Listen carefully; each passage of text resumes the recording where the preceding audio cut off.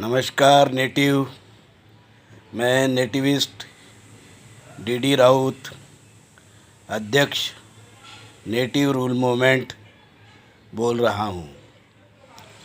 थोड़ी देर पहले भाइयों और बहनों, साथियों और मित्रों, थोड़ी देर पहले आपने भारत सरकार का 2021-22 इस वर्ष का बजट आपने टीवी पर सुना होगा। बजट में आपने क्या देखा? बजट में हमने देखा सरकार पिछली बार भी कहते रही है कि उसका उद्देश्य 5 ट्रिलियन डॉलर का है। आज का बजट जो है 2021-22 का कितना बजट है, तो उसके फिगर से आपको मालूम पड़ेगा कि ये फिगर कुछ डेफिसिट है। डेफिसिट का मतलब जो खर्चा है ज़्यादा है और जो इनकम है वो कम है। 7% या कुछ 7-8% उन्होंने डेफिसिट बताया है और टोटल खर्चा उनका जो बताया है वो कैपिटल एक्सपेंडिचर पे करीब 5 लाख करोड़ और अन्य मदों पे जो है 34 लाख करोड़। तो 34 और 4 या इस प्रकार का जो है, तो या तो 34 या 35 का लाख करोड़ का हमारा बजट है। 34 या 35 लाख करोड़ बजट में बहुत सारी चीज़ें आती है, बहुत सारे खर्चे आते हैं, जैसे रोड है, इलेक्ट्रिसिटी है, फिर नया जो कोई प्रोजेक्ट है वो है, हमारे स्वास्थ्य के ऊपर में किए जाने वाला खर्चा है, रेल है और इस प्रकार के बहुत सारे जो चीज़ें आती है। इसमें जो महत्वपूर्ण बात हमने देखा है कि सरकार LIC सेक्टर को जो 50% जो प्राइवेटाइजेशन था उसको अब जो है 74% करने जा रहा है। मतलब जो है कि गवर्नमेंट के कुछ नज़दीकी लोग हैं, ऐसा मुझे लगता है कि वो इस सेक्टर में आना चाहते हैं, LIC की कंपनी बनाना चाहते हैं और LIC की जो सरकारी कंपनी है उसको जो है हानि पहुंचाना चाहते हैं। अन्यथा LIC का जो काम है वो बहुत ही काफ़ी सराहनीय रहा है, बहुत ही अच्छा रहा है। जनता के मन में LIC के लिए बहुत आदर है और विश्वास भी है। पर वो जो है, अगर सरकार चाहती है कि जनता जो है वो फॉरेन इन्वेस्टमेंट के नाम पर कुछ फॉरेन की कंपनियां बुलाई जाए, जिसमें यहाँ के लोग भी कुछ हिस्सा अपना रखें और कंपनियां बनाएं और यहाँ की जनता को LIC के माध्यम से लूटें, तो ये ठीक नहीं है। क्योंकि हमारा जो विश्वास है वो इस प्रकार का, मतलब विश्वास हम जो LIC पे है वो दूसरी कंपनी पे नहीं हो सकता है। क्योंकि हमने देखा कि कितनी ही बैंक जो है अभी डूब रही है और लोगों को उनका पैसा जो है वो भी मिल नहीं रहा है, वो निकाल नहीं पा रहे हैं। तो एक के बाद बैंक डूब रही है और बहुत सारा जो बैंक का लोन है, वो जो बड़े बड़े उद्योगपति है, बड़े बड़े डिफ़ॉल्टर है, वो अपना जो है वो पैसा दे नहीं रहे हैं और सरकार जो है उसको माफ़ करते जा रही है। लगातार इस प्रकार से एक साल के बाद में, दूसरे साल के बाद में 4 लाख करोड़ लाख करोड़ रुपया वो बैंक का जो है डूबते जा रहा है। और कितने ही लोग यहाँ से, भारत से कर्जा लेके विदेश में भाग रहे हैं। तो ये जो देश को क्या हो गया कुछ समझ भी नहीं आता है। दूसरी तरफ हम देख रहे हैं कि किसान इतना परेशान है कि जिसकी कोई हद नहीं। ऊपर से अब क्या होने जा रहा है, किसान क्यों मरता था? किसान की मौत का कारण, आत्महत्या का कारण अगर आप देखेंगे तो सबसे बड़ा कारण जो था वो है लोन, उसके ऊपर में हुआ कर्जा। जो कर्जा है वो चुका नहीं सकता है। कर्जा उसको कौन देता है? कर्जा जो सरकार ने जिन एजेंसियों को कर्जा देने के लिए नियुक्त किया गया है वो बैंक वो उनको कर्जा देती है, फार्मर को कर्जा देती है। और फिर जो कर्जा जो बैंक से या एजेंसी से हमारे किसान लेते हैं, वो बहुत सारे कारणों से उसको नहीं दे पाते हैं। तो होता है क्या कि वो कर्जा नहीं देते और एजेंसियां उनको छोड़ती नहीं, इतनी परेशान करती है कि उनको अंततः अपना जो है जीवन त्यागना पड़ता है, आत्महत्या करना पड़ता है। कितने लोगों ने अपने को फांसी भी लगाया है। तो ये फांसी का सिलसिला क्यों शुरू हुआ इस देश में? इसलिए शुरू हुआ, किसान जो फांसी ले रहा है इसका कारण है लोन, उनके ऊपर में है लोन। इस बजट में वो लोन कम करने का कोई भी ऐसा कदम उठाया नहीं गया है। उल्टा ये किया है कि इस समय में सरकार ने कहा आपको हम जो है कितना लोन चाहिए आप उतना लोन आपको देंगे। 2-2.5 लाख करोड़ लाख करोड़ का जो है अपना इस बजट में सरकार ने ये प्रोविज़न किया कि वो लोन देंगे, किसान को लोन देंगे। तो किसान लोन ये चाहता है सरकार कि किसान लोन ले और न चुकाने के कारण वो आत्महत्या कर ले। अब जो किसान ने जो 3 बिल बनाया है उसको किसान आंदोलन कर रहा है कि हाँ वो वापस ले ले, हमारे हित में नहीं है।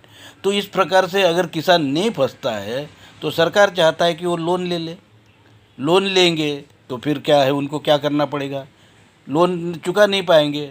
और सरकार जो है वो मिनिमम सपोर्ट प्राइस है उस पर कोई कानून लाने की बात नहीं कर रहा है ना। ये 3 किसान विरोधी बिल है उसको वापस करने की बात कर रहा है। तो इसका मतलब है कि वो 3 किसान विरोधी बिल जो है वो वापस भी नहीं करना चाहता है।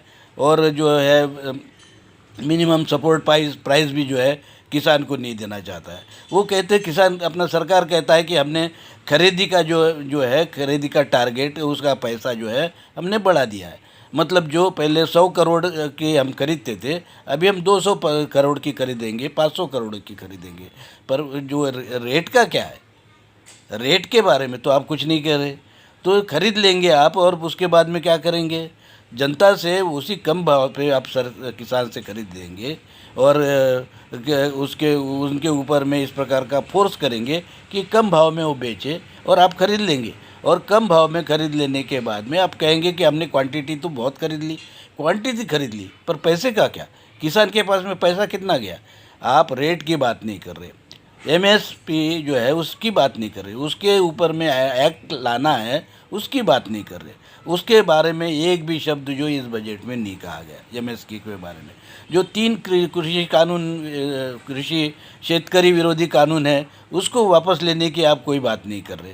उल्टा आप कह रहे हैं कि भाई ये तो हम डेडिकेटेड है या इसको हम वापस नहीं करेंगे, ऐसा आपके जो रवैये से मालूम पड़ता है। तो इसका मतलब ये हो गया कि आप चाहते हैं कि सीधी उंगली से अगर घी नहीं निकलता है तो उसको टेढ़ी किया जाए। टेढ़ी कैसा करेंगे, आप किसान को जो है मजबूर कर रहे हैं लोन लेने के लिए और लोन का जो है बजट जो है बढ़ा रहे हैं। आप लोन आप देंगे और किसान जो है उसको मजबूर कर देंगे कि वो खेती बेच दे और लोन नहीं लेता है तो वो आत्महत्या कर ले। इस प्रकार का एक षड्यंत्र जो है इस देश में आपने ये अभी नई नीति के माध्यम से शुरू किया है, ऐसा मुझे लगता है। दूसरी बात, जो ओबीसी कई सालों से मांग करता रहा है कि हमारा कास्ट बेस पे ओबीसी का स्वतंत्र जो है सेंसस होना चाहिए, उसका सेंसस के बारे में आप कुछ नहीं बोले हैं। एससी एसटी का जो वेलफेयर है उसके बारे में आपने कोई भी ऐसी कदम इस बजट में आपने नहीं बताया है। यहाँ तक कि एससी एसटी के जो विद्यार्थी है उनकी फ़ीस जो है वो भी नहीं मिल रही है, उनकी स्कॉलरशिप नहीं मिल रही है, उसके बारे में कुछ भी यही बोलने के लिए आप लोग तैयार नहीं हैं। और जो ईपीएस एम्प्लॉइज प्रोविडेंट फंड से जो कर्मचारी जो नॉन गवर्नमेंट सेक्टर और कुछ गवर्नमेंट ऑर्गेनाइजेशन में जो है ये जो जिनकी पेंशन 1000, 1500, 2000, 2500 बस इतनी ही है, उन लोगों के पेंशन के बारे में सुप्रीम कोर्ट ने केरला का जजमेंट आने के बाद में सुप्रीम कोर्ट ने उसको कहा था कि भाई केरला का जजमेंट ठीक है, उसको आपने सुप्रीम कोर्ट के माध्यम से फिर जो है ठंडे बस्ते में डाल दिया और आप उस पेंशन के बारे में एक शब्द भी नहीं कहना चाहते हो। तो लाखों जो है एम्प्लॉई जो मजबूर हो रहे हैं मरने के लिए क्योंकि उनको आप पेंशन नहीं देना चाहते, पेंशन बढ़ाना नहीं चाहते, तो कैसे जिएंगे वो लोग, फिर किसान कैसे जिएंगे। और अनएम्प्लॉयमेंट के बारे में तो आपके पास में कुछ भी एक प्लान नहीं है। कोई भी ऐसी आपने योजना इस बजट में नहीं बताई कि जिससे यहाँ का युवा है, पढ़ा लिखा इंजीनियर है, डॉक्टर है, और न जाने जाने कितनी पीएचडी, डीएससी, एलएलडी, 12 क्या क्या डिग्री है उसने हासिल की है, पढ़ रहा है पढ़ रहा है पढ़ रहा है पढ़ रहा है, पर उसका जो जो जो नौकरी उसको है मिलनी चाहिए, उसके बारे में आपने क्या कोई कदम उठाया? कुछ भी कदम आपने नहीं उठाया। तो इस प्रकार का जो लगता है कि ये सारा जो बजट है ये खेल है, जो आप कारपोरेट सेक्टर को किसी न किसी प्रकार से फ़ायदा इसका पहुंचाना चाहते हैं। फिर रेल जो है, रेल तो अभी अभी भी बंद है, और रेल में और एरोप्लेन, एरोड्रम जो आपने पहले ही भेज दिए हैं, तो वहाँ तो रोज़गार मिलने से रहा। फिर रोज़गार कहाँ है भाई?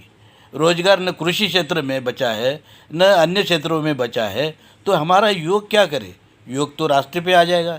रास्ते पे जैसे किसान आ गया, वैसे ही युवा जो है अनएम्प्लॉयमेंट युवा, वो अनएम्प्लॉयड युवा जो बेरोजगार है वो भी रास्ते पर आ जाएगा, और रास्ते पर आ जाएगा और फिर आप कहेंगे कि वो law and order situation create करता है।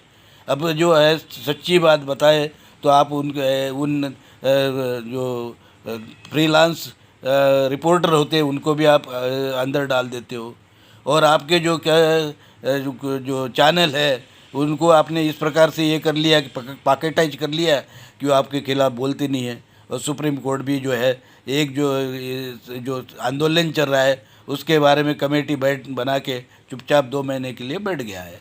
तो ये क्या इस देश में चल रहा है? आप 5 ट्रिलियन की बात कर रहे हैं, यहाँ लोग 500 और 1000 रुपया जो है महीना का पेंशन की बात कर रहे हैं, और 5 ट्रिलियन US डॉलर के बजट की बात कर रहे हैं। तो ये इतनी बड़ी विसंगति है, तो ये विसंगति को कौन दूर करेगा? मुझे नहीं लगता है कि ये सरकार ये विसंगति को दूर करना चाहती है। और इस प्रकार का बजट एक साल के बाद दूसरे साल में इस प्रकार के बजट आते जाएंगे, और इस प्रकार का एक एक सेक्टर आप जो पहले LIC ख़त्म किया, फिर रेलवे ख़त्म किया, फिर एयरपोर्ट और एयरड्रम ख़त्म किया, फिर जो इस प्रकार का जो अन्य दूसरे सेक्टर है गवर्नमेंट के जो बहुत सारे अंडरटेकिंग है उसको ख़त्म कर दिया, कम्युनिकेशन ख़त्म कर दिया। तो इस प्रकार से आप एक एक ख़त्म करने के बाद में अब तो ये ऐसे लगने लगा कि एक सरकारी प्राइवेट जो है उस प्राइवेटाइजेशन तो नहीं हो गया है कि ये सरकार फिर